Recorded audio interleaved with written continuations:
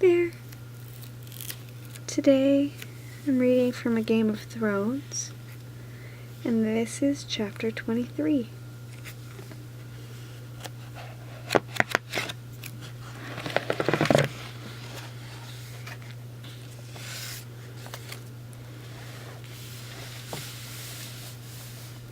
Arya. Her father had been fighting with the council again. Arya could see it on his face when he came to table, late again, as he had been so often. The first course, a thick, sweet soup made with pumpkins, had already been taken away when Ned Stark strode into the small hall. They called it that to set it apart from the great hall, where the king could feast 1,000, but it was a long room with a high vaulted ceiling and bench space for 200 at its trestle tables. "My lord," Jory said when father entered. He rose to his feet, and the rest of the guard rose with him. Each man wore a new cloak, heavy grey wool with a white satin border. A hand of beaten silver clutched the woolen folds of each cloak and marked their wearers as men of Sahan's household guard. There were only 50 of them, so most of the benches were empty. "Be seated," Eddard Stark said. "I see you have started without me. I am pleased to know there are still some men of sense in this city." He signaled for the meal to resume. The servants began bringing out platters of ribs, roasted in a crust of garlic and herbs. "The talk in the yard is we shall have a tourney, my lord," Jory said as he resumed his seat. "They say that knights will come from all over the realm to joust and feast in your honor of your appointment as hand of the king."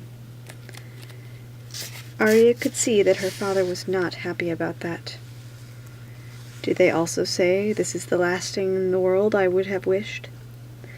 Sansa's eyes had grown wide as the plates. "A tourney?" she breathed. She was seated between Septa Mordan and Jane Poole, as far from Arya as she could get without drawing reproach from father. "Will we be permitted to go, father?" "You know my feelings, Sansa. It seems I must arrange Robert's games and pretend to be honored for his sake. That does not mean I must subject my daughters to this folly." "Oh, please," Sansa said. "I want to see." Septa Mordan spoke up. "Princess Myrcella will be there, my lord, and her younger than Lady Sansa. All the ladies of the court will be expected at a grand event like this. And as the tourney is in your honor, it would look queer if your family did not attend." Father looked pained. "I suppose so. Very well, I shall arrange a place for you, Sansa." He saw Arya. "For both of you." "I don't care about their stupid tourney," Arya said. She knew Prince Joffrey would be there, and she hated Prince Joffrey. Sansa lifted her head. "It will be a splendid event. You shan't be wanted." Anger flashed across father's face. "Enough, Sansa. More than that, and you will change my mind. I am weary unto death of this endless war you two are fighting. You are sisters. I expect you to behave like sisters. Is that understood?" Sansa bit her lip and nodded. Arya lowered her face to stare sullenly at her plate. She could feel tears stinging her eyes. She rubbed them away angrily, determined not to cry. The only sound was the clatter of knives and forks. "Pray excuse me," her father announced to the table. "I find I have small appetite tonight." He walked from the hall. After he was gone, Sansa exchanged excited whispers with Jane Poole. Down the table, Jory laughed at a joke, and Holland stared in about horseflesh. "Your war horse, now, he may not be the best one for the joust. Not the same thing. Oh no, not the same at all." The men had heard it all before. Desmond, Jax, and Holland's son Harwin shouted him down together, and Porter called more wine. No one talked to Arya. She didn't care. She liked it that way. She would have eaten her meals alone in her bedchamber if they let her. Sometimes they did, when father had to dine with the king or some lord or the envoys from this place or that place. The rest of the time they ate in his solar, just him and her and Sansa. That was when Arya missed her brothers most. She wanted to tease Bran and play with baby Rickon and have Robb smile at her. She wanted Jon to muss up her hair and call her little sister, and finish her sentences with her. But if all them were gone, she had no one left but Sansa, and Sansa wouldn't even talk to her unless father made her. Back at Winterfell, they had eaten in the great hall almost half the time. Her father used to say that a lord needed to eat with his men if he hoped to keep them. "Know the men who follow you," she heard him tell Robb once, "and let them know you. Don't ask your men to die for a stranger." At Winterfell, he always had an extra seat at his own table, and every day a different man would be asked to join him. One night it would be Veon Poole, and the next would be the coppers and bread stores and servants.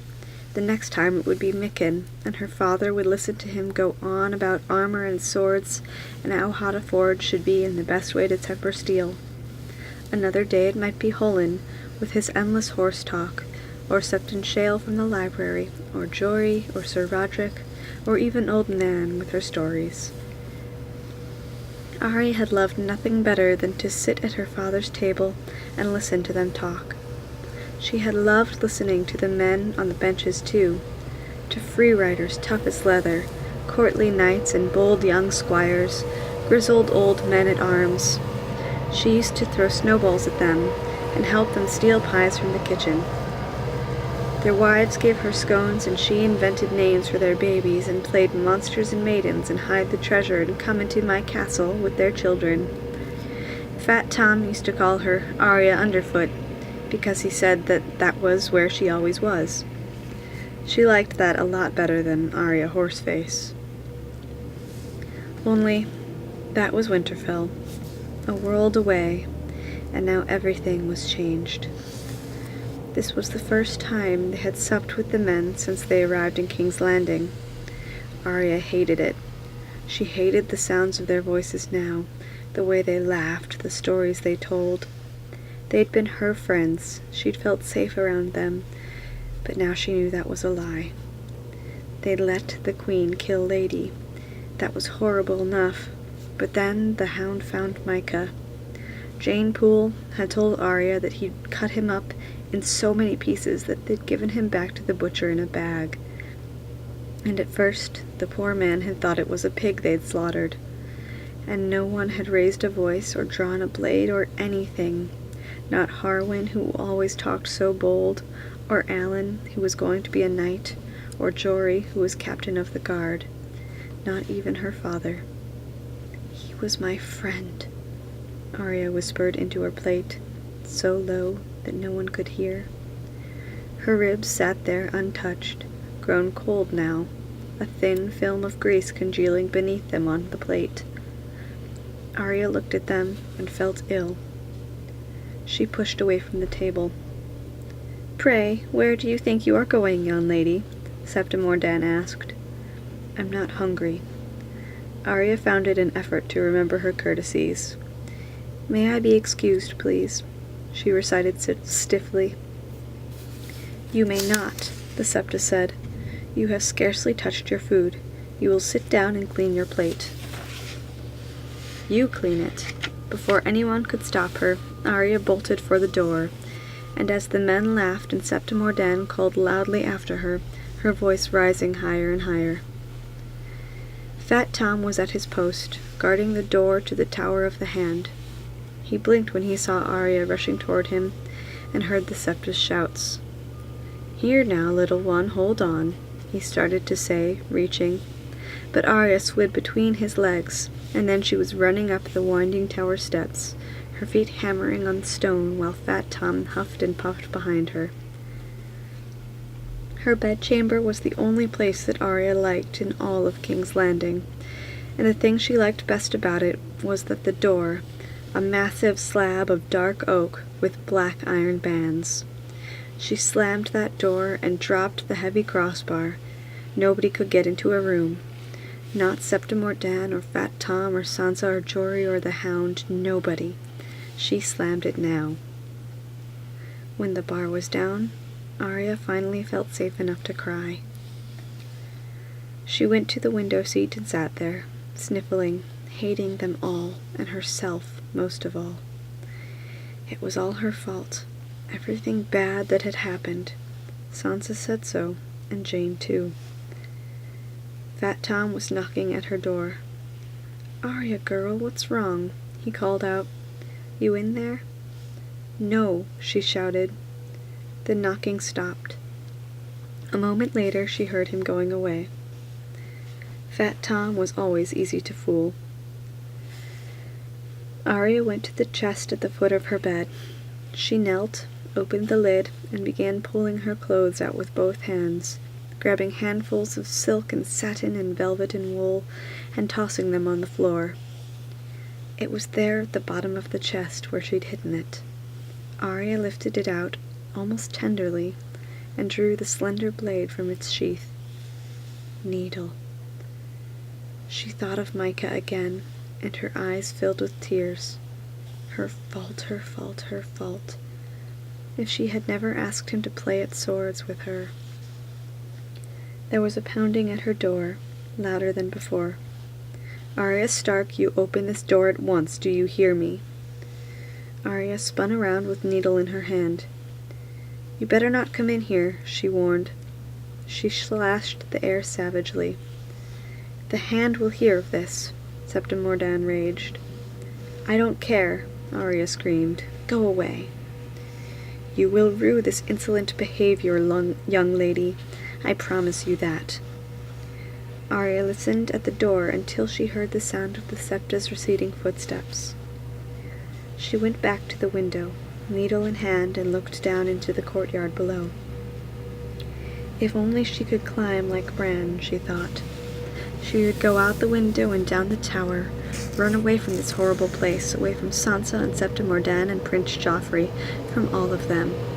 Steal some food from the kitchens, take Needle in her good boots and a warm cloak. She could find Nymeria in the wild woods below the Trident, and together they'd return to Winterfell, or run to Jon on the wall. She found herself wishing that Jon was here with her now. Then maybe she wouldn't feel so alone. A soft knock at the door behind her turned Arya away from the window and her dreams of escape. "Arya," her father's voice called out. "Open the door. We need to talk." Arya crossed the room and lifted the crossbar. Father was alone. He seemed more sad than angry. That made Arya feel even worse. "May I come in?" Arya nodded, then dropped her eyes, ashamed. Father closed the door. "Whose sword is that?" "Mine."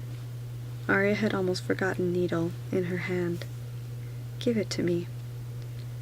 Reluctantly, Arya surrendered her sword, wondering if she would ever hold it again. Her father turned it in the light, examining both sides of the blade. He tested the point with his thumb. "A Braavos blade," he said. "Yet it seems to me that I know this maker's mark. This is Mikken's work." Arya could not lie to him. She lowered her eyes. Lord Eddard Stark sighed. "My 9-year-old daughter is being armed for my own forge, and I know nothing of it. The hand of the king is expected to rule the 7 kingdoms, yet it seems I cannot even rule my own household. How is it that you came to own a sword, Arya?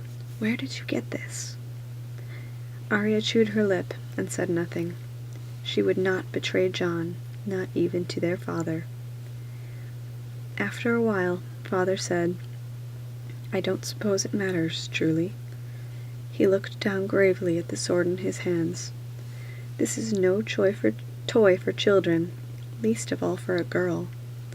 What would Septim Mordan say if she knew you were playing with swords?" "I wasn't playing," Arya insisted. "I hate Septim Mordan." "That's enough." Her father's voice was curt and hard. The septa is doing no more than is her duty, though gods know you have made it a struggle for the poor woman. Your mother and I have charged her with the impossible task of making you a lady." "I don't want to be a lady," Arya flared. "I ought to snap this toy across my knee here and now and put an end to this nonsense." "Needle wouldn't break," Arya said defiantly, but her voice betrayed her words. "It has a name, does it?" Her father sighed. "Ah, Arya, you have a wildness in you, child. The wolf blood, my father used to call it. Lyanna had a touch of it, and my brother Brandon more than a touch. It brought them both to an early grave." Arya heard sadness in his voice. He did not often speak of his father, or of the brother and sister who had died before she was born. "Lyanna might have carried a sword, if my lord father had allowed it. You remind me of her sometimes. You even look like her." "Lyanna was beautiful," Arya said, startled. Everyone said so. It was not a thing that was ever said of Arya. "She was," Eddard Stark agreed. "Beautiful and willful, and dead before her time." He lifted the sword, held it out between them. "Arya, what did you think to do with this needle? What did you hope to skewer? Your sister? Septa Mordan? Do you know the first thing about sword fighting?" All she could think of was the lesson Jon had given her. "Stick them with the pointy end," she blurted out. Her father snorted back laughter. "That is the essence of it, I suppose." Arya desperately wanted to explain, to make him see. "I was trying to learn, but—" Her eyes filled with tears. "I asked Micah to practice with me." The grief came on her all at once. She turned away, shaking. "I asked him," she cried. "It was my fault. It was me." Suddenly, her father's arms were around her. He held her gently as she turned to him and sobbed against his chest. "No, sweet one," he murmured. "Grieve for your friend, but never blame yourself. You did not kill the butcher's boy. That murder lies at the hound's door, him and the cruel woman he serves." "I hate them," Arya confided, red-faced, sniffling. "The hound and the queen and the king and Prince Joffrey. I hate all of them. Joffrey lied. It wasn't the way he said. I hate Sansa too. She did remember. She just lied so Joffrey would like her." "We all lie," her father said. "Or did you truly think I believed that Nymeria ran off?" Arya blushed guiltily. Jory promised not to tell. "Jory kept his word," her father said with a smile. "There are some things I do not need to be told. Even a blind man could see that the wolf would never have left you willingly." "We had to throw rocks," she said miserably. "I told her to run, to go be free, that I didn't want her anymore. There were other wolves for her to go play with. We heard them howling, and Jory said the woods were full of game, so she'd have deer to hunt.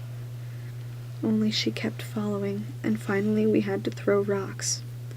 I hit her twice. She whined and looked at me, and I felt so shamed, but it was right, wasn't it? The queen would have killed her."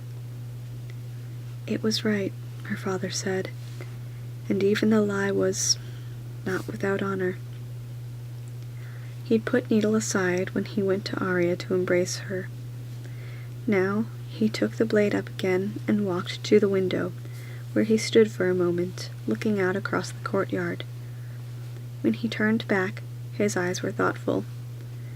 He seated himself on the window seat, Needle across his lap. "Arya, sit down. I need to try and explain some things to you."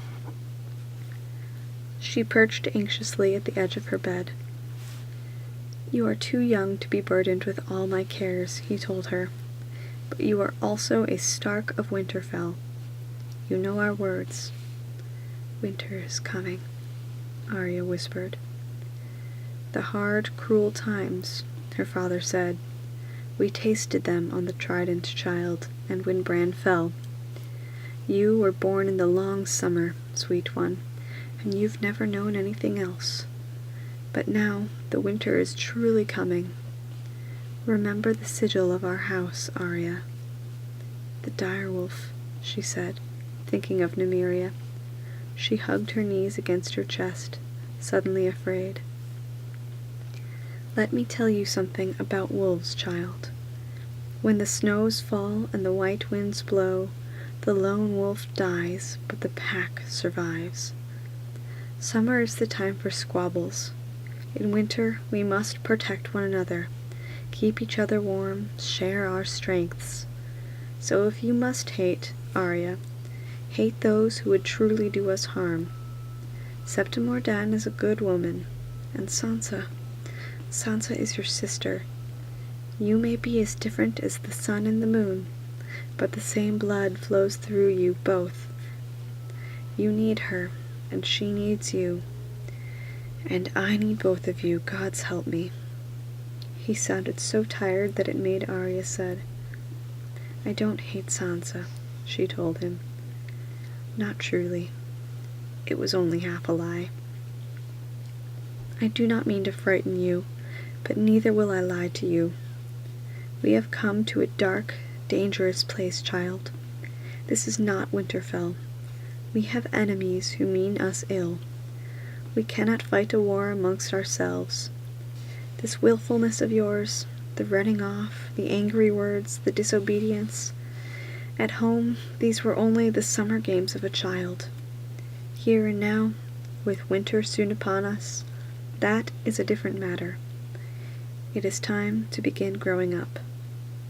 "I will," Arya vowed. She had never loved him so much as she did in that instant. "I can be strong too. I can be as strong as Robb." He held Needle out to her, hilt first. "Here." She looked at the sword with wonder in her eyes. For a moment she was afraid to touch it, afraid that if she reached for it, that it would be snatched away again. But her father said, "Go on, it's yours," and she took it in her hand. "Can I keep it? For true?" "For true," he smiled. "If I took it away, no doubt I'd find a morning star hidden under your pillow within a fortnight. Try not to stab your sister, whatever the provocation." "I won't. I promise." Arya clutched Needle tightly to her chest as her father took his leave.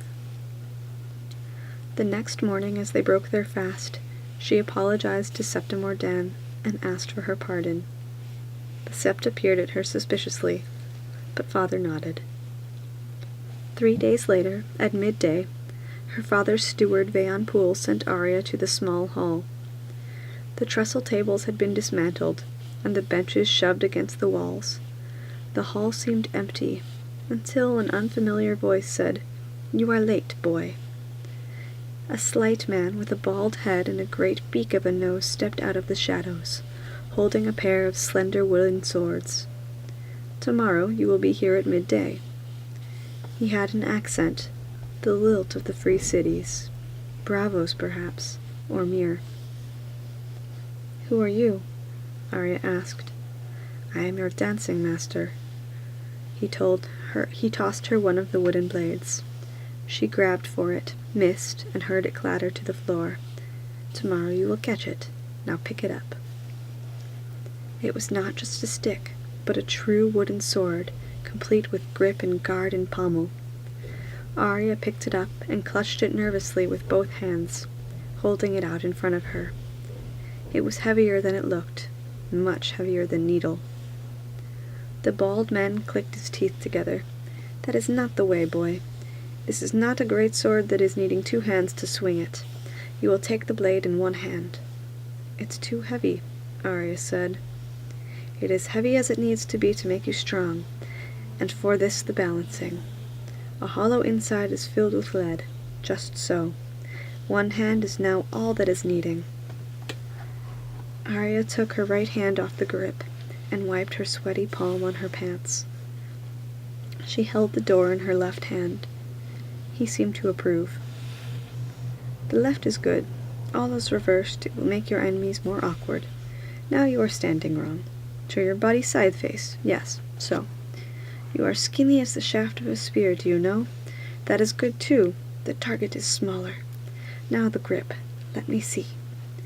He moved closer and peered at her hand, prying her fingers apart, rearranging them. Just so. Yes. Do not squeeze it so tight. No, the grip must be deft, delicate. What if I drop it? Arya said. The steel must be part of your arm, the bold man told her. Can you drop part of your arm? No. 9 years Sirio Forel was the first sword to the Sea Lord of Bravos. He knows these things. Listen to him, boy. It was the 3rd time he had called her boy. I'm a girl, Arya objected. Boy, girl, Sirio Forel said. You are a sword, and that is all. He clicked his teeth together. Just so. That is the grip. You are not holding a battle axe. You are holding a needle. Arya finished for him fiercely. Just so. Now we will begin the dance. Remember, child, this is not the iron dance of Westeros we are learning, the knight's dance, hacking and hammering. No. This is the Bravos dance, the water dance, swift and southern. All men are made of water, do you know this? When you pierce them, the water leaks out and they die. He took a step backward, raised his own wooden blade. Now, you will try to strike me. Arya tried to strike him. She tried for 4 hours, until every muscle in her body was sore and aching, while Sirio Forel clicked his teeth together and told her what to do. The next day, their real work began.